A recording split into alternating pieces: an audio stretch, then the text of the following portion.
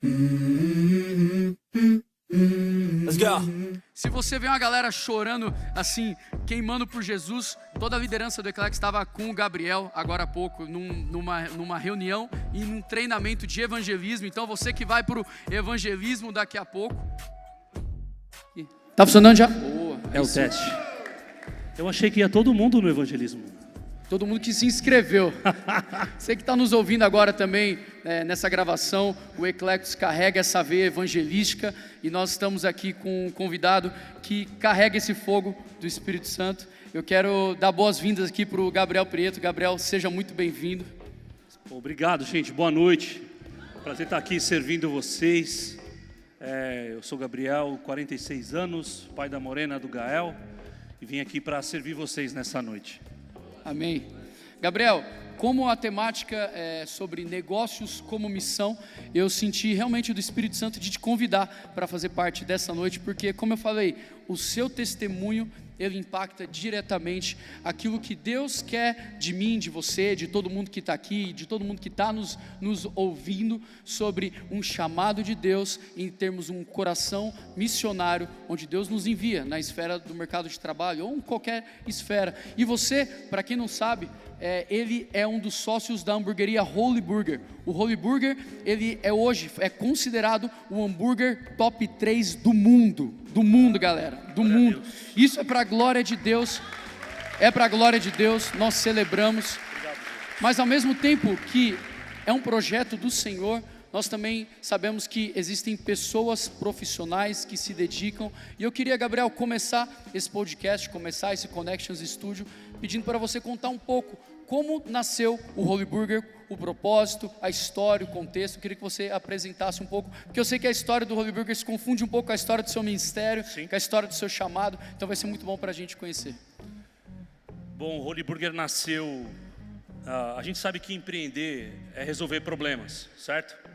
Sim. Problemas são oportunidades que Deus nos dá para a gente ser uma resposta a eles. Então a gente tinha, depois de uns 13 anos viajando, plantando igreja e evangelizando no Brasil, na América Latina, África, em alguns outros lugares, a gente tinha dois problemas para resolver. O primeiro, a gente tinha que levantar 14 mil reais para levar os missionários para uma missão, uma viagem missionária em Cusco. A gente ia trabalhar na periferia de Cusco. O segundo problema foi a gente levantou esse recurso, quando a gente volta da viagem missionária, a gente ficou 30 dias lá. Quando a gente volta, a gente tem o segundo problema, que é nós começamos a perder alguns adolescentes da nossa missão lá no centro de São Paulo. A gente começou a perder alguns para o crime. Isso foi em qual época, Gabriel? 2012, mais ou menos. 2012, 2013. A gente começou a perder alguns adolescentes para o crime. Eles eram assediados pelo crime para fazer aviãozinho, pequenas encomendas ali. E teve um episódio em específico de uma mãe que nos pediu socorro porque o filho estava roubando o celular na Paulista. E ela, com lágrimas nos olhos, disse assim: vocês são os pais do meu filho. Porque era um menino que foi criado sem pai. E ela disse assim: eu preciso que vocês me ajudem a dar uma oportunidade de trabalho para eles. Porque a polícia já sabe onde ele mora, a polícia está indo agora e ele vai ser preso. Ele não tem... ele está fazendo más escolhas. E como a gente cuidou e discipulou da infância e da adolescência dele inteira, chegou na idade adulta, onde vai começar a decidir trabalho, recursos, essas coisas, ele caiu fez essa escolha errada. E aí, através da vida desse menino, foi que a gente começou a fazer pequenos eventos com o Holy, e a gente colocava esses meninos para fazer o prep, né? Maionese, pão, essas coisas, e a gente começou para gerar oportunidade para eles, para a transformação da vida deles. Enquanto você ensinava o trabalho, você já estava estimulando eles a estar nesse lugar de discipulado. Porque discipulado não é sobre não é somente sobre ensinar a Bíblia. Não que isso não tenha valor, é evidente que tem. Discipulado é entrar na vida do outro, né? E se você parar para pensar, todas as vezes que a gente discipula alguém, a gente também é discipulado. Boa. Não é? É isso aí. Não é assim? E acompanhando a vida desses meninos, a gente foi entendendo que ia muito além de um pão, carne e queijo. A gente estava eu me lembro de uma história, teve um desses meninos, que faz parte da primeira turma, lá em 2013, um desses meninos, no primeiro dia do pagamento dele, ele levou a mãe. E a sobrinha dele, que era neta, né, evidente, da mãe. E no dia do pagamento, primeiro mês do Holy, ele chegou assim, pegou o envelope, primeiro salário dele, existia um negócio chamado cheque, viu, gente? Viu? E ele pegou aquele envelope com o cheque ali e ele deu na mão da mãe dele, na nossa frente, porque ele levou a mãe lá no Holy. E deu na mão da mãe e falou assim: mãe, o meu primeiro salário é para a senhora, por tudo que a senhora já fez por mim até hoje. E a gente começou a chorar e a gente viu que Deus estava conosco. E o Espírito Santo foi muito claro. Ele falou assim, que se nós mantivéssemos o coração na obra, no reino, ele sopraria. E foi assim que nasceu. Muito bom. Então você, nesse momento da sua vida, você já era um missionário, você já se dedicava. Mas eu queria que você contasse um pouco também da sua trajetória profissional, que corria paralelo a isso. Eu sei que você já foi formado em relações públicas, sim, mas eu quero que você conte um pouco a sua história, da sua formação, até como Deus soprou e você chegou no Holy Burger. Deus me levou para uma área, eu me converti na Inglaterra, eu tinha 21, me formei em jornalismo, eu volto da Inglaterra para ser relações públicas do Hotel Unique. Sabe, gente, lá na Brigadeiro, parece a melancia? E eles precisavam de alguém que falasse pelo menos mais 2 idiomas. E aí eu, enfim, acabei participando de uma seleção e passei. Então eu fui para ser assessor de imprensa e relações públicas do Hotel Unique na inauguração. E acabei trabalhando dentro de uma agência que cuidava da conta do Unique, e eu era o atendimento lá. E lá eu me conectei com o Emanuel Bassolé, que é o chefe de cozinha, está na Record hoje, se não me engano. Ele é o chefe de cozinha do hotel até hoje, é um baita do cozinheiro. E aí a gastronomia começou a entrar na minha vida. E aí eu comecei a me conectar com um monte de chefe, né? Aí eu fiquei 3 anos lá no Unique, saí e fui trabalhar numa outra agência, que era a maior agência de comunicação voltada para restaurantes do Brasil. Se chamava KRP. E lá eu fui atender o Alex Atala, Jefferson Rueda, Jacão, uma galera violenta da gastronomia, muitos assim. Eu já tentei parar para contar, mas assim, eu inaugurei como relações públicas de gastronomia mais de 400 restaurantes em São Paulo. E aí eu tive o privilégio de ter muitos acessos a esses caras. Só que eu imaginava que eu ia ter restaurante com 60 anos, que eu falava assim, gente, depois que acabar a vida missionária, acabou o vigor, né? Monta uma célula na frente da casa, prega para os pescadores e faz um risoto de camarão, né?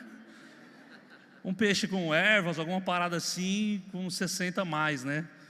Mas aí foi 2013 e o Senhor soprou e acabou acontecendo o Holy. Mas o background vem de cuidar de carreiras, então eu fui trabalhando, inclusive eu fui para o Peru, porque eu cuidava como relações públicas de um cara chamado Gaston Acúrio, que é o peruano que mais tem empreendimentos na área de restaurantes até hoje. Assim. Na minha época ele já tinha uns 42 restaurantes lá. Ele foi o cara responsável por... Todo mundo aqui sabe o que é um ceviche? É por causa desse cara. Esse cara resolveu pegar o ceviche e colocar o ceviche no mundo todo. E foi numa pergunta que eu fiz para ele, que eu perguntei para ele qual era a missão de vida dele. Ele falou, ele me respondeu com uma outra pergunta e falou assim, você gosta de comer comida japonesa? Eu falei, gosto. Ele falou, então, a minha missão de vida é que os seus filhos tenham vontade de comer um ceviche. Isso foi lá em 2005, 2006. Passam-se os anos, um dia eu estou na Bahia, pego o cardápio do quiosque da praia, olho lá, ceviche. Falei, o cara conseguiu.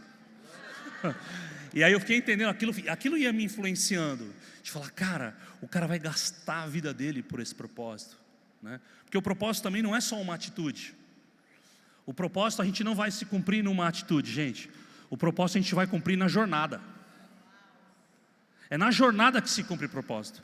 É quando eu mantenho com constância, com obediência, resiliência, aonde o Senhor está me conduzindo, né? Então foi assim. Aí quando nasce o restaurante eu estava envolvido, aí ajudou muito até na questão de rede social, logo. Eu fazia isso para todo mundo, falei, agora que eu vou fazer para Jesus, eu vou fazer de legal também, né? E é muito interessante porque eu que conheço um pouco da sua história e você liderou um movimento evangelístico de rua, envolvendo artes e uma veia evangelística direta em centros urbanos, Eu sei que você foi para o Peru, que era o lugar que você tinha ido primeiro para trabalhar, e Deus usou você para levar outros missionários para evangelizar. Ou seja, quando você disse sim para uma porta que Deus abriu no mercado de trabalho, Deus usou aquela porta que já estava aberta para te enviar com outros evangelistas para aquele lugar e ali ter transformação. Se a gente parar para olhar Romanos 12:2, quando Paulo escreve dizendo: não vos conformeis com esse mundo, mas transformai-vos pela renovação da vossa mente, para que vocês desfrutem da boa e perfeita, agradável vontade de Deus. A palavra transformação ali é metanoia. Eu fui para o Peru com esse cara, e ele me apresentou, com o Gaston, ele me apresentou, ele tinha um projeto social com 600 alunos de gastronomia. Nós estamos falando de 20 anos atrás, gente. Ele já era um visionário. Só que, por exemplo, na parte bonita da cidade, onde só os turistas têm acesso, era tudo muito legal. Mas aí você dirigia, por exemplo, em Cusco, a mesma coisa. Alguém já foi para Cusco aí? É super bonito aquele centro Praça de Armas, não é? Se você dirigir 3 quilômetros em qualquer direção, não tem saneamento básico. É super carente, tem igual o Brasil, né? Enfim, vários desafios. E andando com ele foi que aquilo mexeu comigo.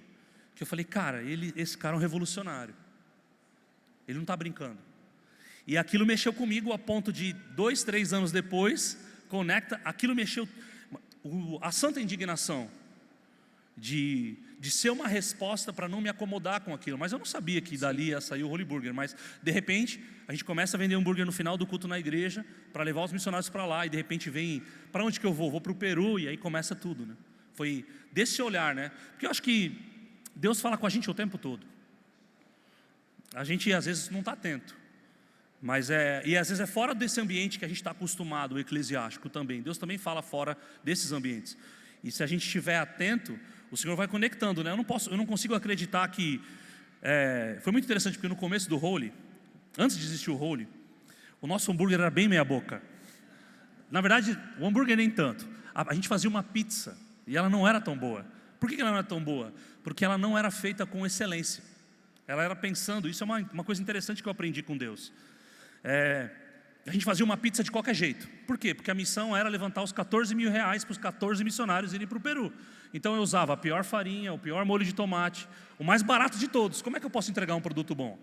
E um dia eu fui entregar uma pizza para um amigo, no final do culto da igreja.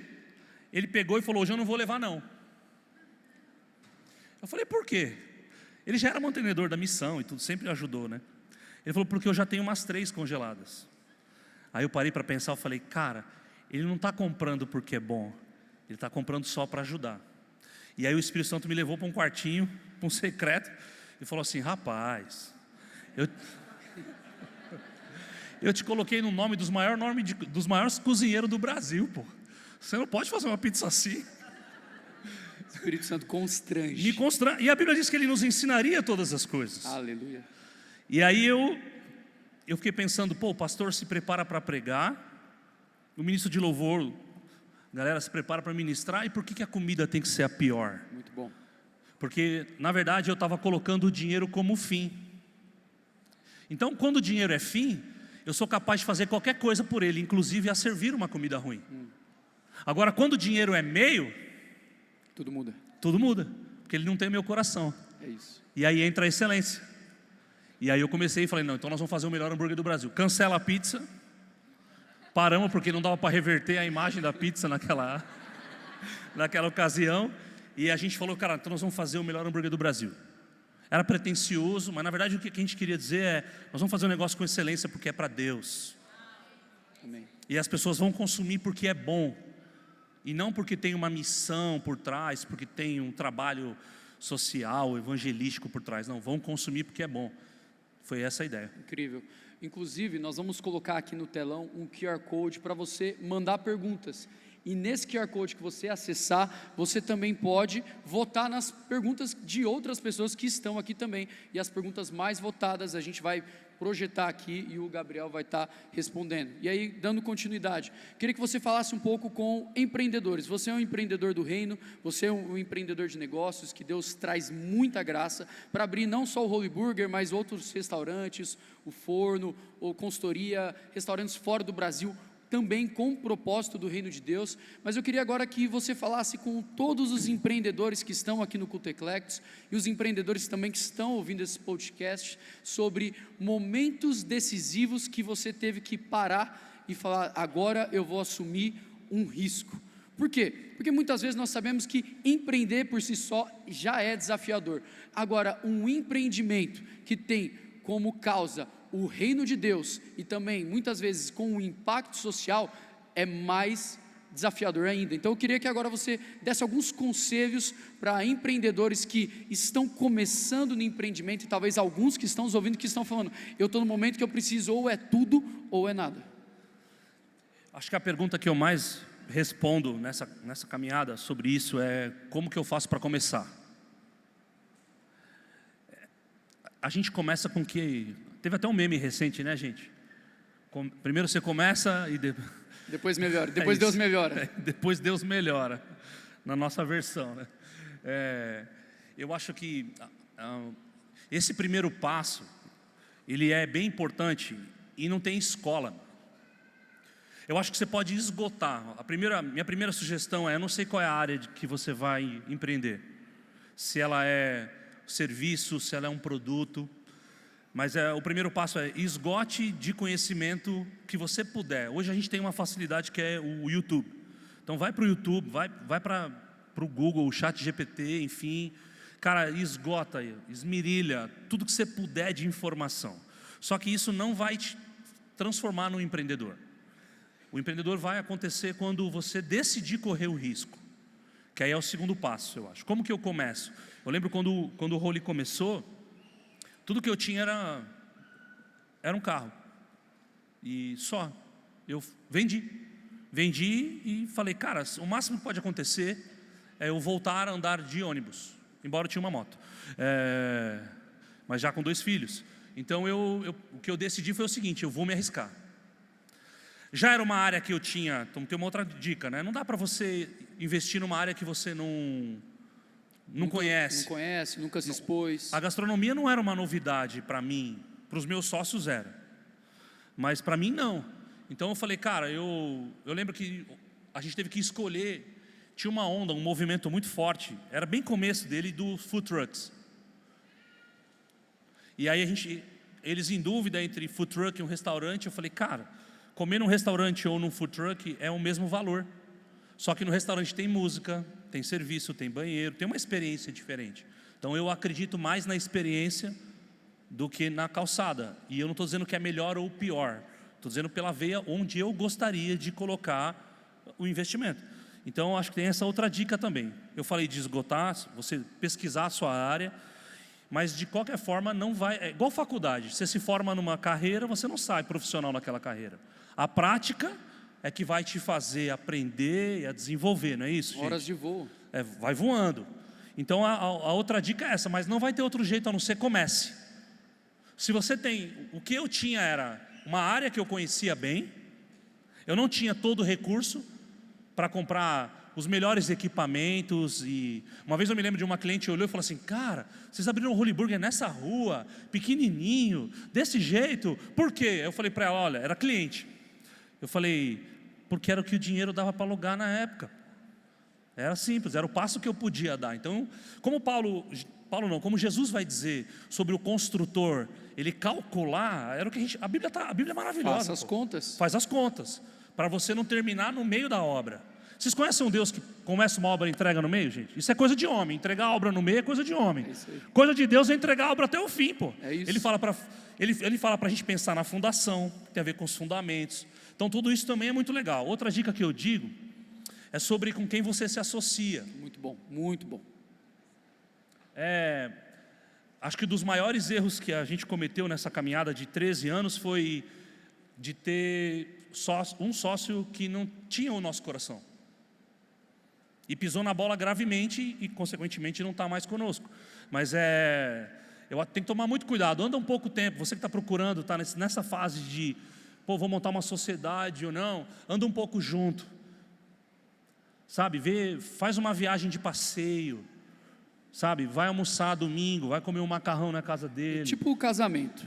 Exatamente, para ver como trata como trata quem não pode oferecer nada em troca, sabe? Quais são os valores, porque essas coisas falam conosco. Então essa é uma outra dica que eu dou, que você esteja atento com quem você se associa. Outra dica que eu dou é que a falta de dinheiro não pode ser uma desculpa para a gente não se arriscar. Ninguém tem todos os recursos para fazer o que quer e começa de forma maravilhosa. Com algumas exceções, evidentemente, claro. Tem uns Musk da vida aí que tem, enfim. Mas a gente não tem todo. Então eu não sei qual é a área que você quer, mas se você pensa nisso, conhecimento, se esforça nisso, esteja atento com quem você está se associando. O que a tua marca ou o que o teu serviço quer prometer para a sociedade. Isso é muito interessante pensar. A gente consome isso. O que é uma marca, gente? A marca é uma logo? Não. A marca é um slogan? Não, embora ela tenha... Entende o que eu estou falando? Ela tem logo, ela tem slogan. Uma marca é uma promessa. Boa. O que você quer prometer para o seu cliente? E aí a partir daí você constrói sua história. Que é, eu quero prometer tecnologia, sabor, entrega rápida, fidelidade, design, excelência, ESG, seja lá o que você quiser. Mas a partir daí você vai entendendo o seu caminho. Essa é outra dica para quem eu dou, para quem quer empreender. Mas comece, não tem outra forma. É isso. Esgotou, foi, agora orou, decide, vai. Muito bom. Você falou de erros. Você pode abrir para a gente quais foram os acertos que você consegue compartilhar? Posso. Eu acho que o maior de todos eles até hoje é permanecer fiel ao propósito. Boa. O dia que o Holy Burger se tornar uma empresa que só vende hambúrguer, eu não quero estar mais lá. Amém. Não faz sentido para mim. Não posso reduzir a minha experiência como filho, como servo do Senhor, como um mordomo lá de 1 Pedro 4,10, como um mordomo dispenseiro da multiforme graça de Deus só por vender um produto. Então acho que o maior êxito do Holy Burger até hoje é se manter fiel ao propósito dele, que é ser um agente de transformação. Coisas que o Instagram não vai contar, coisas que eu não vou dizer aqui, mas que no nosso dia a dia a gente tem essa aliança com Deus, de saber que quem manda na empresa é o Senhor. É o Senhor. Esse é um grande acerto, eu acho. A permanência, né, no propósito.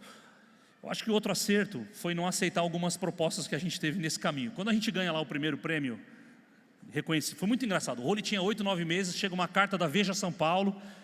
A hamburgueria que nasceu no estacionamento da igreja agora é finalista de melhor hambúrguer da cidade. Eu olhei aquilo e falei, meu Deus, o que é isso, né? E eu me lembro que um pouquinho antes da pandemia, a gente ganhou uma concorrência do Maurício de Souza. Maurício de Souza ia abrir, ia ser Turma da Mônica by Holy Burger. Iam ser 15 lojas só no primeiro ano, ia começar por Campinas e, enfim, meu sócio já estava no processo de desenvolvimento de cardápio. O Cebolinha ia ser 3 versões de cebola no sanduíche, o Maluco ia ser o apimentado, enfim, já estava nesse processo de cardápio. Até porque já tem uma conexão com alimentos patrocinados pela Turma da Mônica. A Turma da Mônica, gente, tem a maior quantidade de licenciamentos do nosso país. Tem roupa, chinelo, fralda, sabonete, comida, miojo, maçã, tem tudo, né? Tem tudo. Filme, livro e tal. E aí a gente ganhou essa concorrência e acho que um dos acertos foi a gente olhar para isso e conseguir dizer não. Porque é interessante porque nem sempre, eu aprendi isso, nem sempre mais dinheiro é Deus. Deixa eu explicar. Às vezes a gente acha que uma promoção no trabalho, ou um convite para sair daquela empresa que você está construindo uma carreira, vem uma promoção de uma concorrente sua, ou sei lá, e você acha que você associa mais dinheiro a Deus porque você entende que aquilo é uma ascensão. Se sempre que for mais dinheiro for Deus, está muito fácil Satanás ganhar da gente. Forte. É só lhe oferecer mais dinheiro que a gente diz que é bênção. Mais dinheiro nem sempre é Deus.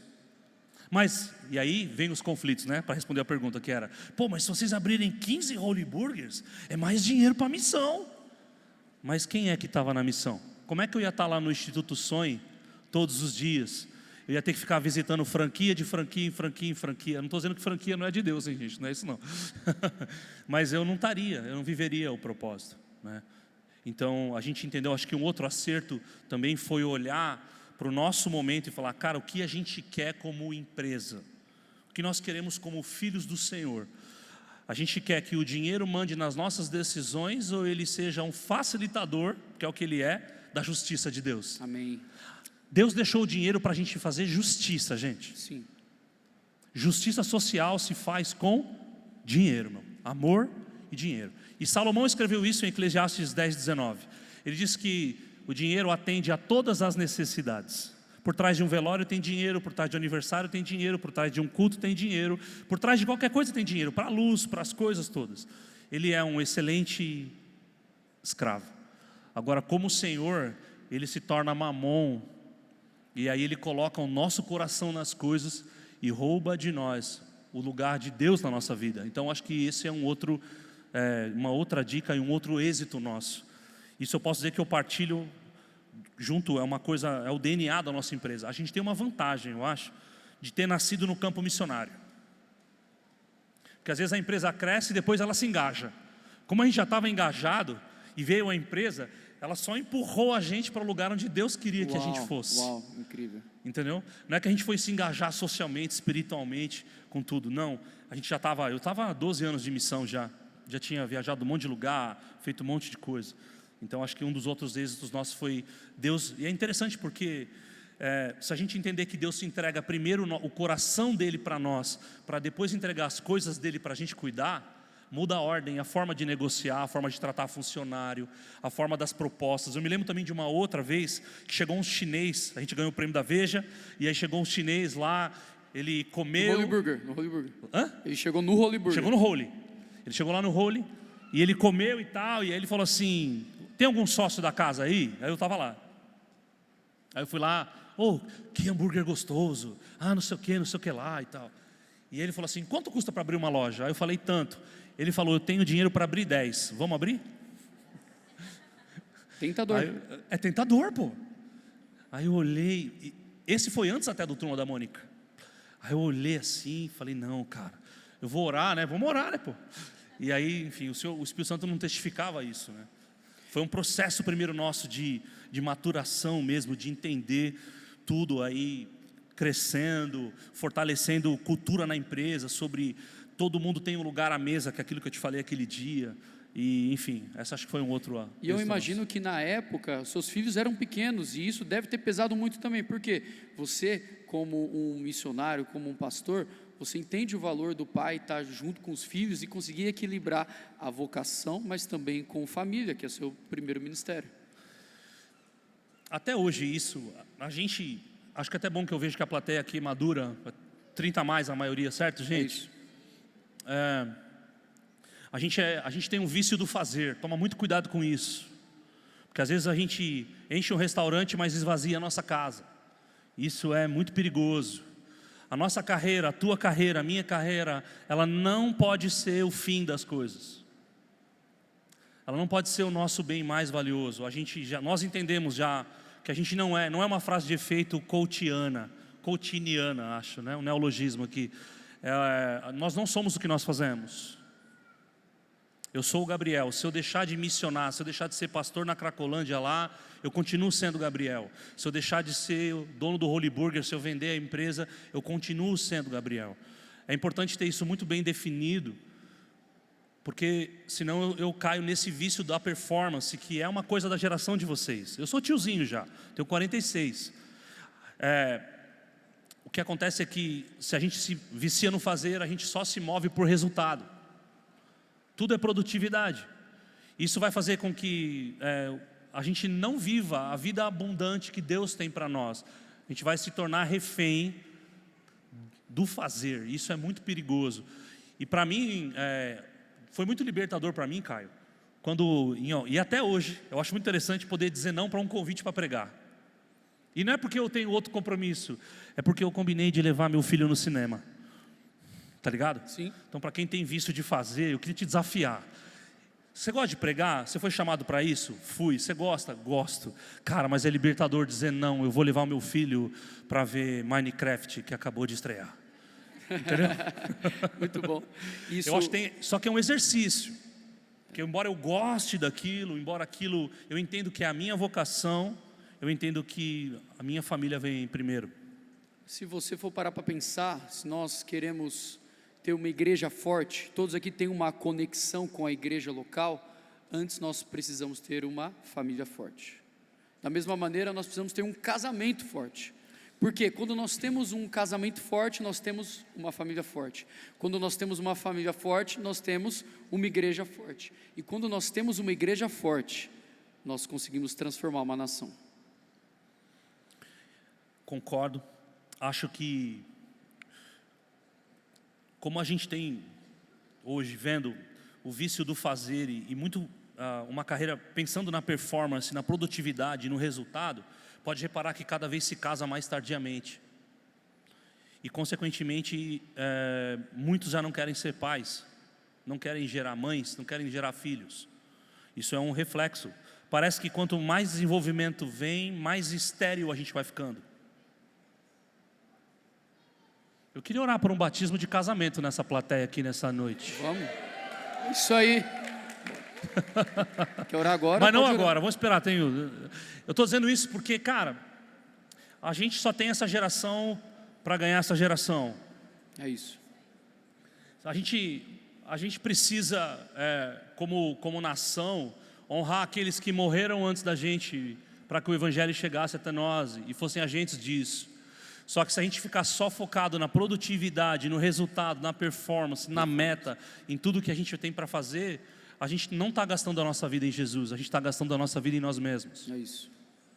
Aí vem a distração. E aí vem a distração. E a distração, ela é a falta de tração.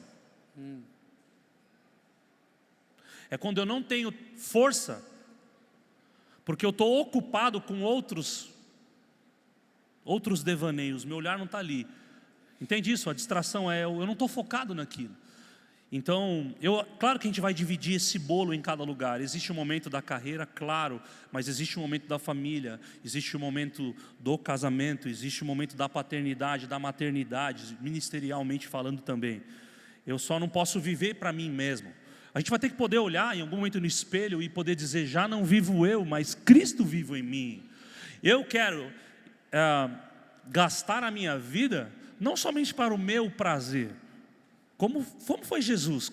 A gente é chamado de pequeno Cristo, não é à toa, é para que Ele seja visto em nós e através de nós, onde a gente estiver. E vai muito além de uma performance de uma segunda a sexta, né?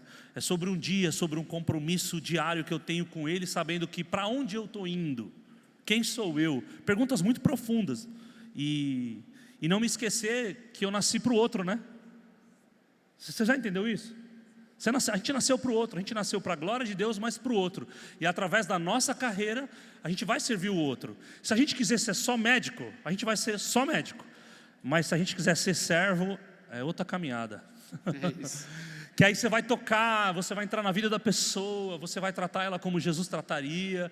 E aí, se você também quiser criar um produto, se você quiser um serviço, se você for zelador de um prédio, se você for um grande empresário, não importa, você vai se comprometer com o reino de Deus e vai gastar a tua vida naquilo. Não tem a ver com um extrato espiritual, que você vai chegar no céu e falar, Jesus, olha o que eu fiz. Tem a ver com você viver um evangelho prático, simples, no dia a dia, que permite ser acessado pelo outro e ser um instrumento na mão do Senhor. Amém, glória a Deus.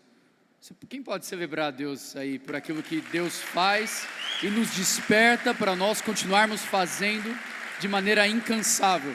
Deus tem ministrado muito, Gabriel, sobre o cansaço, e que na verdade quando nós nos cansamos, muitas vezes nós estamos fazendo a nossa obra, a nossa missão. Exato. E quando nós escolhemos fazer a missão do Senhor, Ele vem e Ele renova as nossas forças. Todo mundo aqui já trabalhou. Quem já trabalhou por dinheiro aí, levanta a mão, você que está aí. Não é terrível? Quando você trabalha só por dinheiro, você reclama quando sai de casa porque está trânsito, você reclama do busão lotado, você reclama do teu chefe, você reclama que não tem ar-condicionado, você só reclama, Até porque se parar de pagar o salário, você nem mais vai trabalhar. O nosso desafio é trabalhar sem esperar o salário. Porque aí a gente entendeu quem a gente é. É loucura o que eu estou falando. Calma, deixa eu explicar. A motivação nossa não pode ser o 5º dia útil do mês. O dia que a gente entende e conecta isso com a nossa vocação, que vem do chamado. Vocação é vocare, chamado. Todo mundo aqui foi chamado. Chamado para quê? Para ir, fazer discípulo, ensinar a guardar, batizar. É isso, é só tudo isso. E aí nesse indo, porque assim, Jesus estava o tempo todo indo e Ele falou para a gente ir também. Então a gente está o tempo todo indo para algum lugar. Se a gente tiver essa consciência maranata, essa urgência, a gente vai para os lugares sabendo o que a gente carrega. E não esperando aquilo que vão dar para a gente, mas esperando aquilo com quem eu vou me encontrar. Amém. É assim, eu posso até estar dentro do busão, ou estar no Uber, ou estar no metrô, e falar assim, quem que eu vou encontrar hoje? Quem será que eu vou abençoar no dia de hoje? Não é diferente de dizer assim, lá vou eu de novo para aquele lugar, aquele chefe que eu não aguento, e nananana. Mas se eu tiver a consciência maranata e dizer assim, eu estou aqui só para servir. Eu estou aqui, se meu chefe estiver mal hoje, olha como o evangelho é lindo. Ele diz assim, para a gente orar por aqueles que nos perseguem, outra face, segunda milha, tem um pacote, e Ele já proveu tudo isso para nós, já está acessível. Se você for com a disposição para servir e não para receber, muda tudo. E é uma consciência, é um download mesmo, diário nosso, de falar assim, cara, eu vou me encontrar com aquela pessoa que eu sei que não gosta de mim, mas eu até vou levar um Ferrero Rocher para ela hoje, vou dizer, olha, queria te entregar isso aqui, Deus te abençoe. Muda. A gente vai entrar no ônibus dizendo, quem que eu vou servir aqui hoje? Ah não, eu vou sentar logo aqui, porque depois vai chegar um monte de gente e não vou conseguir lugar. Aí eu vou chegar lá, se eu chegar primeiro eu consigo a melhor vaga. Se eu vou com a consciência de que eu estou para servir, é a gente entrar com essa consciência de bacia e toalha o tempo todo e dizer, cara, eu quero servir meu irmão, como é que eu posso servir? Isso vai impactar a sociedade, vai impactar a tua casa, vai impactar a igreja, vai impactar teu trabalho, vai impactar tudo, porque você vai se colocar no lugar do outro. E Jesus disse que o maior é o que? Serve. Pronto. Marcos 9:35. Amém. Amém. Já está chegando, a galera está voltando nas perguntas aqui, eu recebi uma aqui no WhatsApp, a pergunta mais votada, mas eu acho que você já respondeu ela, sobre qual foi a maior dificuldade financeira que você passou no empreendimento e como você superou. Se você não respondeu, eu queria que você respondesse de maneira bem direta. Foi na pandemia. Eu tinha quitado o carro, e aí eu falei, cara, eu não vou pegar um Pronamp, eu vou ficar sem carro, tá tudo bem. Dia que chove, eu vou de metrô e por aí vai, assim. Acho que esse foi o tempo de maior escassez, assim. Mas ao mesmo tempo, é impressionante porque Jesus deixou, gente, uma fórmula para a gente. Ele deixou ladrão, ferrugem e traça. Bate tudo e toma. Deixa eu explicar isso. Não estou fazendo apologia ao crime, nada disso. Mas Jesus disse, deixou esse antídoto, sabe para quê, gente? Para tirar o nosso coração das coisas. Muito bom. Próxima vez que você pegar aquela camisa que você mais ama, já percebeu, gente? A traça nunca rói a beiradinha, né? Ela sempre rói por aqui, né? Não é verdade, mano? Deus está falando, né? Pensa aí, você vai pegar aquela camiseta que você mais gosta, a traça corroeu bem na altura do peito, pô. É só para você lembrar, porque o teu coração não está ali. É isso. Isso é Bíblia. Não ajuntem tesouro aqui, porque aqui tem traça, ladrão e ferrugem. É horrível, eu sei que é. Não é bom. Cara, quando rouba o celular é terrível. A nossa vida está ali, o cara tem todas as senhas, todos os acessos, você corre no banco. É ruim, mas tem um ensinamento por trás disso. De ajudar. A gente vive uma sociedade de consumo muito perigosa. Um momento de consumo muito perigoso. Por influência do tempo, de prazer a qualquer custo. Parcelamento. Então, às vezes, esses incidentes acontecem com a gente para nos ensinar e ajudar. É misericórdia de Deus para colocar o nosso coração no lugar certo, sabe? Para a gente não se perder nessa jornada, para não ser mais uma distração, ou seja, mais uma falta de tração para eu estabelecer o reino de Deus. Acho que eu respondi a pergunta. Respondeu, muito bom. Segunda pergunta mais votada: em algum momento você pensou em desistir ou achou que não estava no caminho certo? Aí vem um complemento: como seguir em frente mesmo quando ainda você não vê os frutos? E aí eu acho que você vai citar o Instituto Sonho no meio da sua resposta, porque tem a ver com propósito. Jesus nos salvou para a gente viver a vida dele. E a vida dele foi uma vida de total entrega. Então, o que vai fazer a gente permanecer é essa aliança. Porque é como casamento, é como qualquer tipo de relacionamento que você tem vontade de desistir. Estava ouvindo isso da Camila aqui agora, falando ela e o marido, vou expor ela aqui agora no podcast. Essa semana tive um momento muito difícil com o Tiago. Casamento é muito difícil, mas eu permaneci. Eu falei, é isso mesmo, irmã. No filme eles não, porque eles vão ficar muito famosos. Mas é sobre isso, assim, é sobre a gente se lembrar da aliança que a gente tem com Deus. Sabe? Essa aliança vai sustentar esse propósito e vai fazer a gente permanecer até o fim. Se eu tive vontade de desistir, muitas. Principalmente quando acontece traição de confiança. Eu vivi particularmente uma questão muito delicada ao longo desses anos. E teve um momento que eu falei, cara, não é possível que essa pessoa conseguiu fazer isso. E a verdade é que é impressionante porque às vezes Deus permite com que alguns Judas sentem à nossa mesa. Porque existe uma bênção da traição. Forte. Porque a gente sai maduro, mano. A gente sai mais afiado. Você sai com mais sangue no olho ainda pelo Evangelho, mano. Amém. Porque aí você percebe que você está imitando Jesus mesmo. Você percebe que você está ficando cada vez mais parecido com Ele. Porque esse é o desafio. A gente se apaixonou por causa do Espírito Santo por alguém que morreu numa cruz, cara.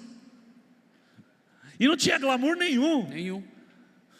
E Ele ressignificou aquilo que era vergonha, humilhação e morte no maior gesto de amor da vida. Então todas as vezes que acontecer isso, cara, se for por causa do Evangelho, isso é bem-aventurado, cara. Jesus disse isso no Sermão do Monte. Então eu acredito que essas coisas até tendem e puxam a gente para um desânimo. Mas como Jesus disse lá em Lucas 10, falando para aquele intérprete da lei, que ele pergunta, o que eu faço para herdar a vida eterna? E Jesus fala, ama o Senhor teu Deus de toda a sua força, todo o entendimento, todo o teu coração, faça isso e viverás. Jesus, aí o intérprete da lei, lá em Lucas 10, pergunta para Jesus, ele fala assim, mas quem é o meu próximo? O que ele queria ouvir? Ele queria ouvir que o próximo era só o judeu. E Jesus conta uma parábola aí, que ele conta a parábola do samaritano, para dizer que quando a gente se entrega ao Senhor, a gente perde o direito de escolher a quem amar.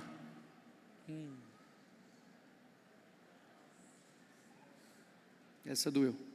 Quando você se entregou a Jesus, você não pode mais escolher quem você quer amar. Você pode não gostar, mas amar você não pode mais. E aí você perde o direito de escolher. Quem é o próximo agora? O próximo é todo mundo. É isso. Que aí é você dar a oportunidade por aquele que você sabe que maldiz você e você bendiz ele. Você sabe que ele te injuria e você é bem-aventurado por isso. E por isso que a gente tem uma grande oportunidade como igreja e como cristão. Pensa numa mesa agora. Aqui, ó. E tem, Jesus já sentou. E tem 12 lugares. Quem você gostaria que não sentasse lá?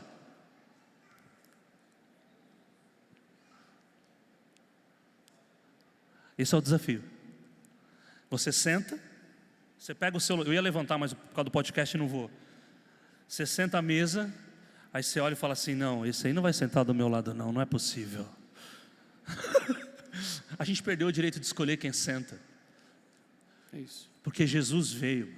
Amém. Rasgou o véu. Amém. Se revelou, porque Ele disse, a quem muito foi perdoado, muito ama.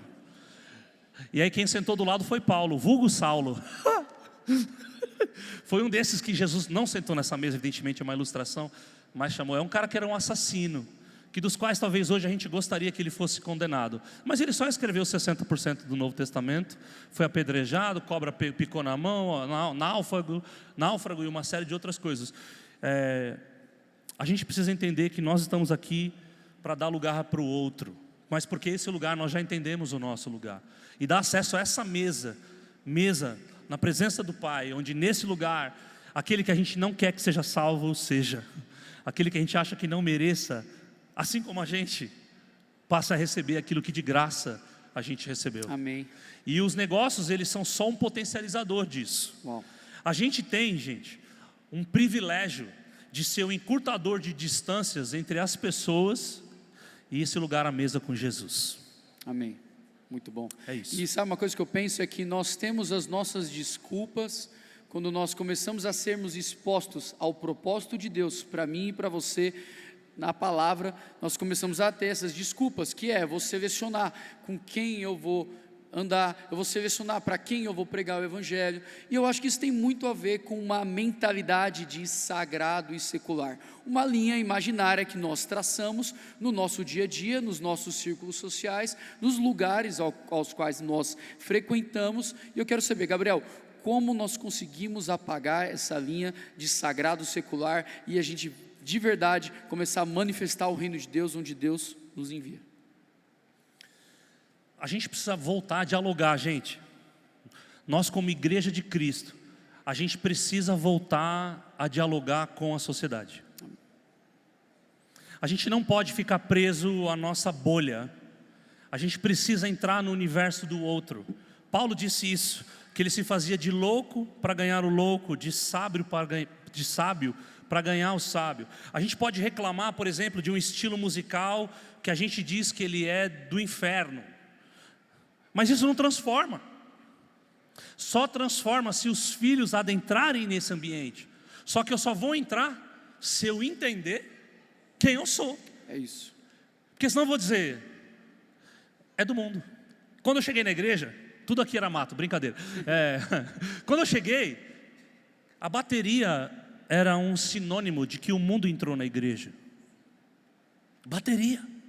Do diabo. O mundo entrou na igreja. Contaminou. Quando eu era do mundo,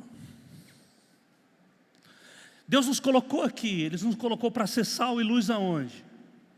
Quando a gente perde a conexão com a cultura do tempo, não estou falando para você se render e diluir o evangelho, pega a redução dele e joga água para ser aceito, não é isso que eu estou falando. Mas se a gente perde a capacidade de dialogar, a gente se torna mudo, deixa de ser ouvido. E aí tem a ver com essa questão do sagrado e profano, porque parece que um determinado lugar da minha, assim, eu vou para o culto domingo, é bênção, eu estou aqui no sábado, é bênção, mas na segunda-feira, eu sou o funcionário que chega atrasado, eu sou a funcionária que todo mundo chama de fofoqueira, ou fofoqueiro, eu sou o pior, eu sou ficado a contenda, eu sou o pior. Por quê? Porque eu estou dizendo na minha vida prática que domingo é de Deus e segunda-feira é do diabo. Ou seja, na vida prática eu trato isso com separação. Eu dou glória a Deus, mas quando aquela mulher vem vender bala no farol, eu não abaixo o vidro para dizer bom dia, tudo bem, porque eu tenho medo que ela me roube. Mas ela está todo dia ali, ela não vai te roubar. A gente vai dando desculpas para essa separação, e consequentemente a gente vai perdendo a voz e vai deixando de ser ouvido. A gente tem que entrar em qualquer lugar, gente. Mas se eu convidar, se eu receber um convite para entrar em tal lugar, aquele lugar é do diabo. Você consegue imaginar Jesus negando isso? Não. Ele foi até no inferno, foi lá e tomou a chave das mãos do cão, porque ele sabia, se tem uma coisa que Jesus não tinha, era crise de identidade, É isso. Isso não mexia com ele. Ele se assentava entre os ricos, não mudava o coração dele. Ele se assentava entre os pobres, não mudava o coração dele. Ele podia transitar em qualquer ambiente. O problema é que a gente separa com medo de que o ambiente vai influenciar a gente, porque a gente vai dizer, o ambiente pode me mudar, então eu não vou entrar. Porque no fundo a gente gostaria de ficar aqui para sempre. Não parece Pedro, na experiência da transfiguração? Sim. Vamos fazer uma tenda para o Theo, para a Zoe e para a gente. E ninguém mais aqui vai embora.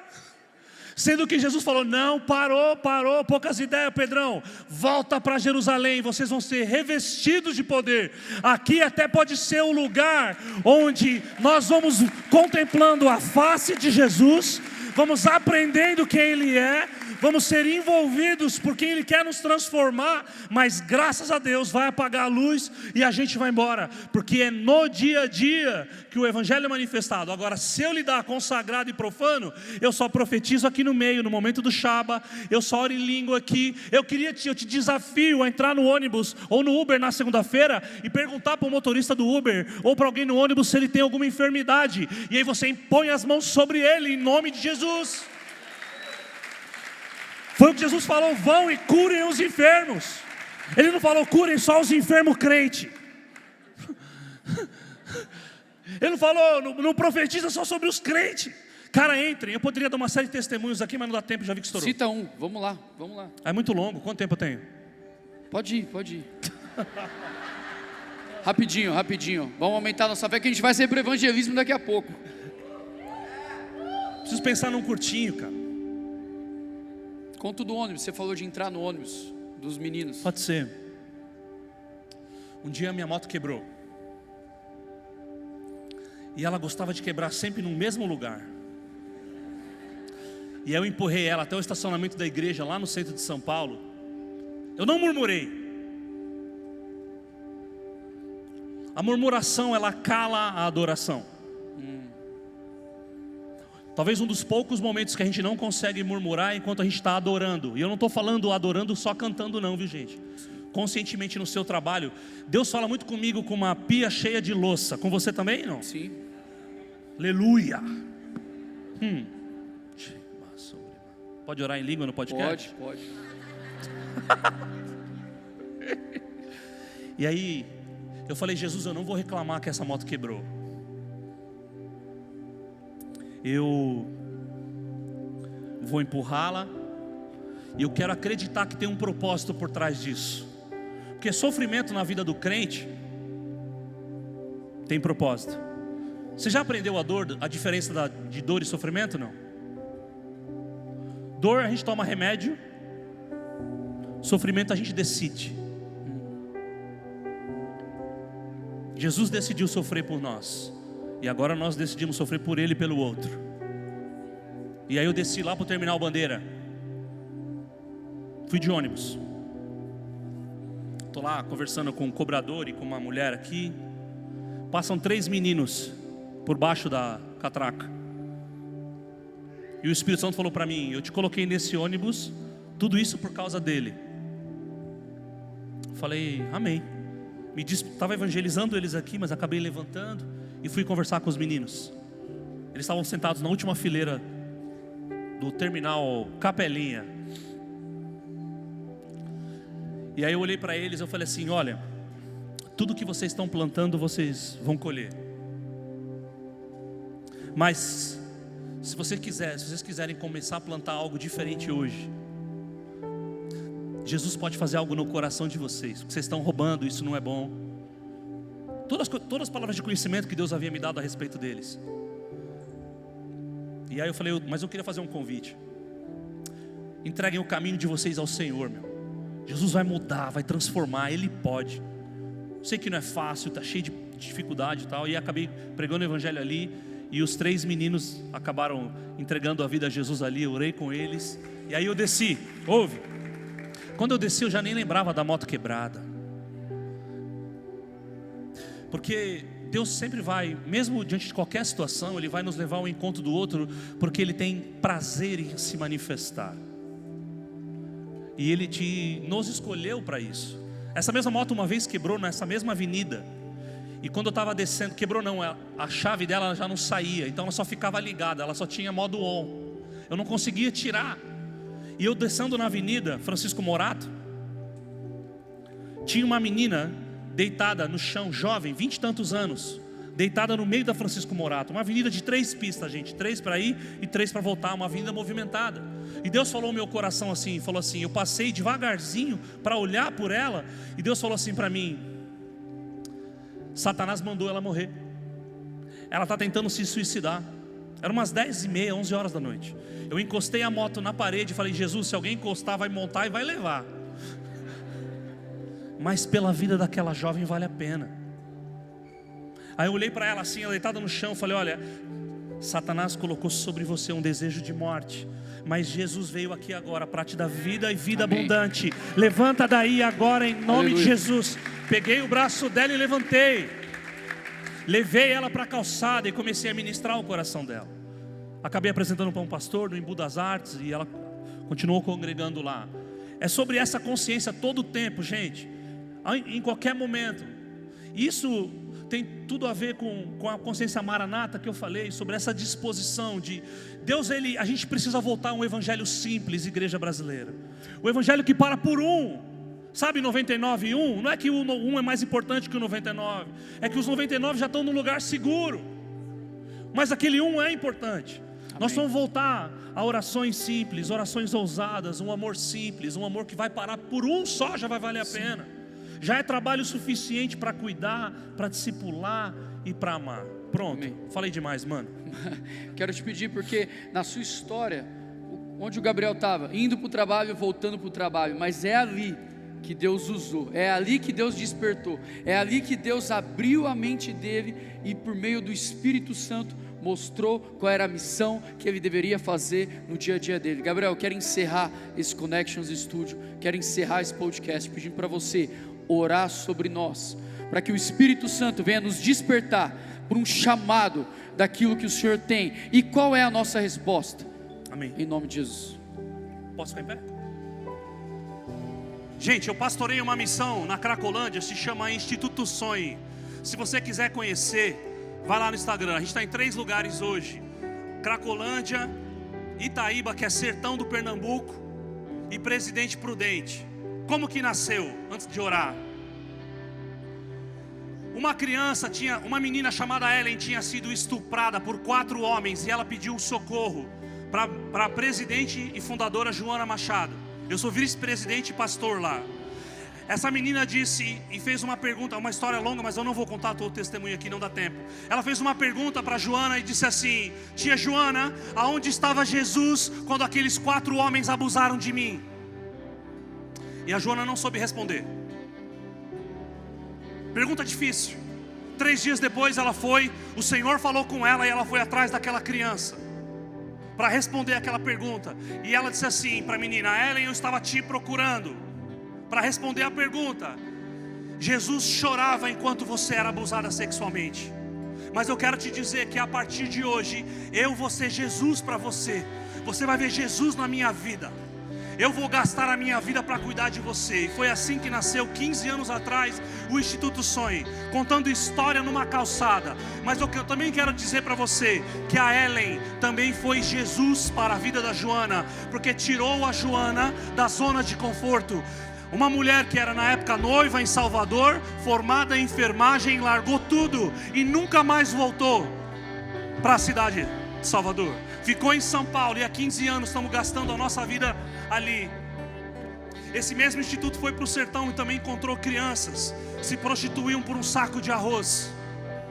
Isso pode ser só uma informação, mas pode ser uma santa indignação de uma oração de alguém que precisa conhecer aquele que nos salvou e pode mudar a história. Eu queria orar por você por isso. Feche seus olhos agora. Você quer fazer uma oração perigosa mesmo? Tem certeza que você quer colocar a sua carreira à disposição de Jesus e deixar Ele bagunçar tudo? Tem certeza? Ele não tem um plano para você. Ele tem um plano e você se entra no plano dele. Ele tem um plano de se revelar a toda tribo, língua, raça e nação. Agora você quer se envolver? Mergulha no plano dele. Se você é influenciador digital, se você é médico, dentista, fisioterapeuta, se você é psicólogo, psicanalista, se você é gari, margarida, não importa, entre no plano de Deus e queime a sua vida. Pai, eu oro agora, Senhor, eu oro agora por essa geração, gente que já tem uma carreira bem sucedida, gente que já está trabalhando, Senhor, é honesto, teme ao Senhor, tem buscado uma vida santa. Eu oro, Pai, agora, para que o Senhor os encoraje a ser uma resposta para esses dias, a ser aquele povo de mãos limpas e um coração puro, que vai trazer o reino de Deus, paz, justiça e alegria. Eu oro, Jesus, agora, Senhor, que o Senhor queime agora, em nome de Jesus, aqueles, Senhor, que tinham sonhos e desistiram, não estão percebendo o que o Senhor quer fazer. Eu oro para que o Senhor desentulhe os poços aqui nessa noite. Eu oro, Jesus, para aquelas mulheres aqui que ainda sonham num casamento, para constituir família, porque um país forte será construído com uma família forte. Eu oro, Jesus, por homens e mulheres maduras aqui, que formarão famílias, e essas famílias carregarão, manifestarão o seu reino, Senhor. Eu oro agora também, Jesus, por um batismo de criatividade. Eu oro por um batismo de criatividade. Gente que vai se reinventar, mas agora com o coração no lugar certo, chamando a presença de Deus para resolver, Jesus, a orfandade que assola o nosso país, a prostituição que assola o nosso país, os fluxos, a drogadição, Jesus, a orfandade, Jesus, a ansiedade, a depressão.